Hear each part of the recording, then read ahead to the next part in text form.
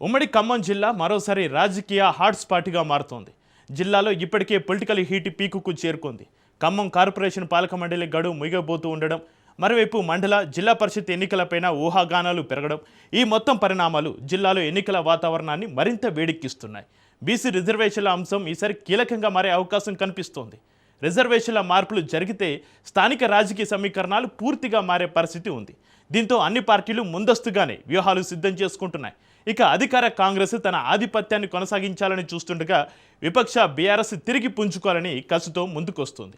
ఇరు పార్టీల మధ్య మాటల యుద్ధం, సభలు, సమావేశాలు, కౌంటర్ మీటింగ్స్ తోటి ఖమ్మం రాజకీయ రంగం రగులుతోంది. మరి ఈ పొలిటికల్ హీట్ ఎన్నికల ఫలితాలు ఎలా ప్రతిఫలిస్తుంది? ఖమ్మం గద్దెపై ఎవరి జెండా ఎగురుతుంది అన్న దానిపైన ఇప్పుడు సర్వత్రా ఆసక్తి నెలకొంది.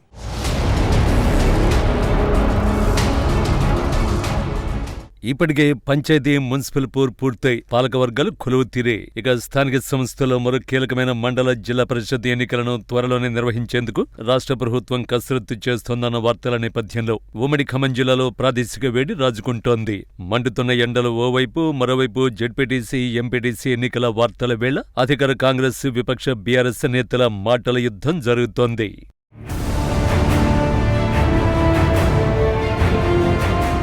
ఉమ్మడి ఖమ్మం జిల్లా ఈ జిల్లా రాజకీయ చైతన్యంలో ముందు వరుసలో ఉంటుంది. పంచాయతీ, మున్సిపల్ ఎన్నికల్లో అధికార పార్టీ హవా చాటి రాష్ట్రంలోనే ఉమ్మడి ఖమ్మం జిల్లాలో అత్యధిక స్థానాలను కైవసం చేసుకుంది. అసెంబ్లీ, లోక్సభ ఎన్నికలు, గ్రామ పంచాయతీలు, మున్సిపాలిటీలు, కొత్తగూడెం కార్పొరేషన్ ఎన్నికల్లోనూ కాంగ్రెస్, సిపిఐ హవా చూపించాయి. త్వరలో ఖమ్మం కార్పొరేషన్, మండల, జిల్లా పరిషత్, ప్రాదేశిక నియోజకవర్గాల ఎన్నికలు జరగబోతున్నాయి. మరో 15 రోజుల్లో ఖమ్మం కార్పొరేషన్ ప్రస్తుత పాలక మండలి పదవీకాలం ముగియనుంది. ఈ కార్పొరేషన్ వెంటనే ఎన్నికలు నిర్వహిస్తే సత్తా చాటేందుకు అధికార విపక్షాలు సై అంటున్నాయట. ఎన్నికల నోటిఫికేషన్ ఇంకా రాకపోయినా అన్ని పార్టీలు ఇప్పటికే ఎన్నికల యుద్ధానికి సిద్ధమైపోతున్నాయి. ఇక రాజకీయంగా చూస్తే పంచాయతీ, మున్సిపల్ ఎన్నికల్లో ఆధిపత్యం చాటిన కాంగ్రెస్ అదే ఊపును కొనసాగించాలని చూస్తోంది.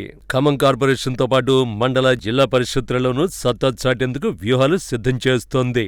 మరోవైపు వరుస ఓటములతో దెబ్బతిన్న బీఆర్ఎస్ తిరిగి పుంజుకోవాలని కసితో ముందుకొస్తోంది. క్యాడర్ను యాక్టివ్ చేయడం, నాయకత్వాన్ని సమీకరించడంపై దృష్టి పెట్టింది.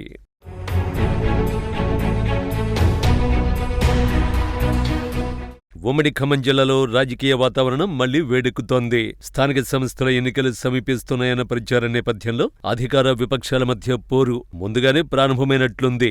మండల, జిల్లా పరిషత్, ప్రాదేశిక నియోజకవర్గాలకు ఎన్నికలకు గతంలోనే ఏర్పాటు చేశారు. బీసీ రిజర్వేషన్ల వివాదం కారణంగా ఎన్నికలను ప్రభుత్వం నిలిపియగా బీసీ రిజర్వేషన్ ప్రక్రియకు న్యాయపరంగా ఇబ్బందులు ఉండడంతో పాత విధానంతోనే ఎన్నికలు జరిగే అవకాశం ఉంది. అయితే గతంలో రిజర్వేషన్లు బీసీలకు పెంచడం ద్వారా జనరల్ స్థానాలు తగ్గాయి, బీసీ స్థానాలు పెరిగాయి. ఒకవేళ పాత రిజర్వేషన్ అమల్లో ఉంటే బీసీ స్థానాలు తగ్గి జనరల్ స్థానాలు పెరుగుతాయి. తద్వారా కొన్ని ఎంపీటీసీలు, జెడ్పీటీసీల రిజర్వేషన్లు మారే పరిస్థితి ఉంది. గతంలో ఉన్న ఎస్సీ, ఎస్టీ జనరల్ రిజర్వేషన్ యథావిధిగా కొనసాగుతూ బీసీకి కేటాయించిన కొన్ని సీట్లు జనరల్ గా మారే అవకాశం లేకపోలేదు.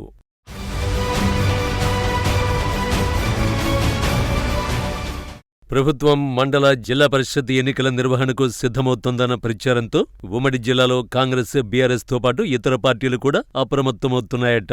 ముఖ్యంగా అధికార విపక్షాలు ఆధిపత్యాన్ని చాటేందుకు తహతహలాడుతున్నాయట.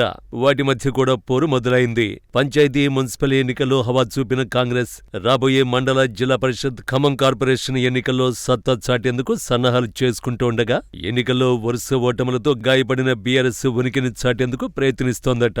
అందులో భాగంగా ఖమ్మంలో మాజీ మంత్రి పువ్వాడ అజయ్ కుమార్ జన్మదినం సందర్భంగా ఇటీవల ఉమ్మడి జిల్లా బీఆర్ఎస్ ఆత్మీయ సమ్మేళనం పేరుతో ఉమ్మడి జిల్లా వ్యాప్తంగా మాజీ ఎమ్మెల్యేలు, నాయకులు, కార్యకర్తలతో సభ నిర్వహించారు. మాజీ మంత్రి హరీష్ రావు ఈ సభకు హాజరై అధికార కాంగ్రెస్ పై విమర్శలు గుప్పించారు.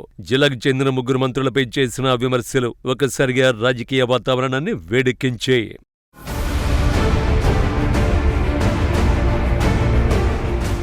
అయితే ఆ తర్వాత వెంటనే రాష్ట్ర వ్యవసాయ శాఖ మంత్రి తుమ్మల నాగేశ్వరరావు ఖమ్మంలో విలేకరుల సమావేశాన్ని ఏర్పాటు చేసి గత బీఆర్ఎస్ ప్రభుత్వ పాలనపై తీవ్రస్థాయిలో ధ్వజమెత్తారు. బీఆర్ఎస్ 10 ఏళ్ల పాలనలో అక్రమాలు, కబ్జాలు జరిగాయని, అందుకే అవినీతికి విసిగిపోయిన ప్రజలు గద్దె దింపారని విమర్శించారు. సీతారామ లాంటి ప్రాజెక్టులు అసంపూర్తిగా వదిలేస్తే కాంగ్రెస్ అధికారంలోకి వచ్చాక పూర్తి చేసి నీరు వదిలామని గుర్తు చేశారు.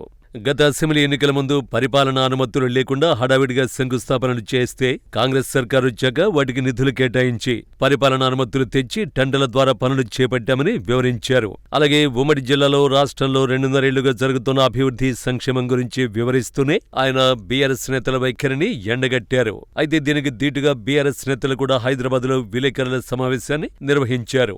ఇదే సమయంలో ఖమ్మంలో కాంగ్రెస్ నేతలు కూడా బీఆర్ఎస్ నేతల మీడియా సమావేశానికి ప్రతి సమావేశం నిర్వహించి విమర్శలు చేశారట.